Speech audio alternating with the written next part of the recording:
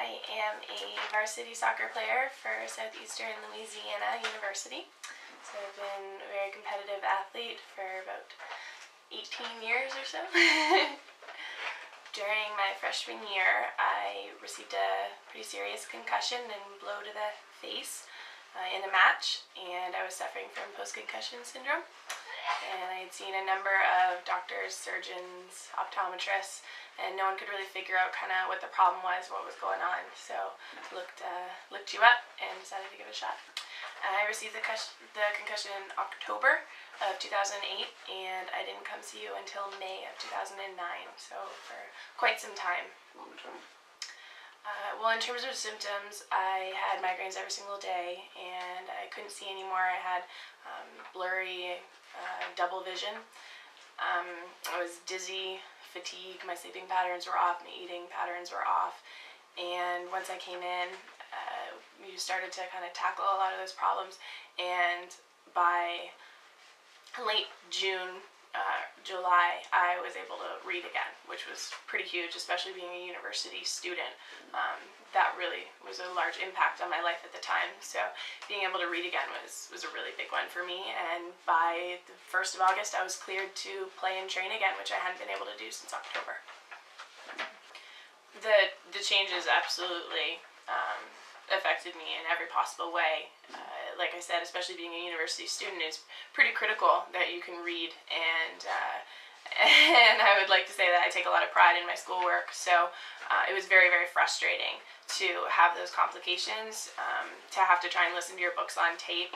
It made the academic side of university very hard, and that, of course, influenced kind of my attitude and my positivity. I was very, very discouraged. So my overall health improved once my symptoms started to improve, because not only was I symptom-free, but I was starting to feel happier, and I was starting to be successful again in the other areas of my life. Yeah, during one of my practices in the spring season, same type of situation. I went up for a head ball and I got headed again. And immediately that day I noticed I had concussion symptoms, and I kind of was on top of it right away. Went to my trainer and was checked out, and they reaffirmed it that, yep, I had received another concussion. So unlike last time, I didn't wait a prolonged amount of time before I contacted you to say kind of, okay, I have a concussion again, what can I do right now? Because I didn't want those symptoms to start up, and we knew that if we got to it right away, that all of those problems could be prevented. Yeah. They've pretty much totally cleared up since I've been doing like the workout regime and all of the stretching exercises that you said for me to do. When I got the concussion, same type of thing. The vision was bad, the fatigue, the dizziness, the nausea, all of that was there, and within probably 2 weeks, all of that had subsided, and I was back to normal. Still a little bit of tightness in the neck, but that's just kind of muscle memory working its way out. Yeah.